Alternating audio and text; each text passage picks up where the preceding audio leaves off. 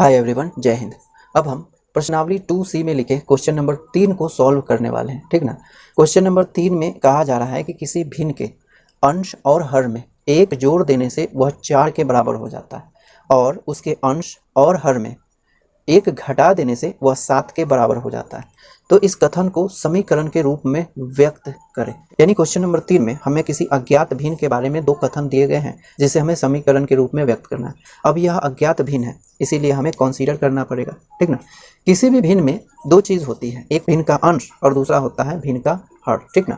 तो किसी भी भिन्न को व्यक्त करने के लिए हमें अंश और हर चाहिए, ठीक ना। अब अंश कितना है, हर कितना है, यह अज्ञात है, इसीलिए हम क्या करेंगे कि उस भिन्न के लिए अंश और हर मान लेंगे, कंसीडर कर लेंगे, ठीक ना।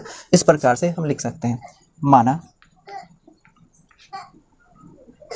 भिन्न का अंश बराबर में x तथा भिन्न का हर बराबर में y, ठीक ना। तो एक भिन्न के लिए हम क्या मानेंगे, पहले अंश मानेंगे फिर हर मानेंगे, क्योंकि भिन्न अज्ञात है।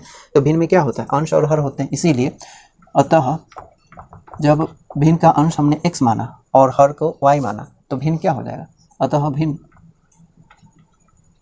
बराबर हो जाएगा x बट्टे y, यह भिन्न हो जाएगा, ठीक ना। अब प्रश्न में पहला कथन कहा जा रहा है कि उस भिन्न के अंश में 1 जोड़ दें और हर में भी 1 जोड़ दें तो वो 4 के बराबर हो जाता है। तो लिखेंगे प्रश्न से ये रहा भिन्न, ठीक ना। इस प्रकार से कथन में कहा जा रहा है कि अंश में भी 1 जोड़ना है और हर में भी 1 जोड़ना है, तो एक नया भिन्न बन जाएगा। यानी अंश में भी 1 जोड़ देंगे और y में भी 1 जोड़ देंगे तो वह भिन्न क्या हो जाएगा, वह भिन्न 4 के बराबर हो जाएगा, ठीक ना। तो नया भिन्न क्या हो गया, x + 1 बटे y + 1 बराबर में 4, ठीक ना। तो ये हो गया पहला कथन समीकरण के रूप में, ठीक ना। इसे हम समीकरण 1 मानेंगे। अब क्या कहा जा रहा है, तथा फिर प्रश्न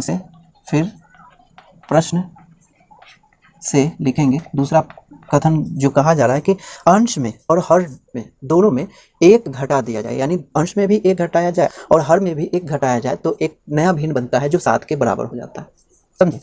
यानी भिन्न तो हमारे पास x है और x बटे y है, सॉरी, तो इसका अंश हो गया x, उसमें क्या करना है, 1 घटा देना है, ठीक। और हर क्या हो गया y, अब उसके y हर में से भी 1 को घटा देना है, ठीक ना। तो जब हम अंश में से 1 घटा देंगे और हर में से भी 1 घटा देंगे तो एक नया जो भिन्न बनेगा वह भिन्न हो जाएगा 7 के बराबर, ठीक ना। तो यह दूसरा कथन है, ठीक ना। और दूसरे कथन से इस प्रकार से एक समीकरण व्यक्त होते हैं, ठीक ना। इसे हम कहेंगे समीकरण 2, ठीक। तो पहले कथन से यह समीकरण मिला और दूसरे कथन से यह समीकरण मिला। हम इसे और भी मॉडिफाई कर सकते हैं, चाहे तो यहाँ तक भी छोड़ सकते हैं, ठीक ना।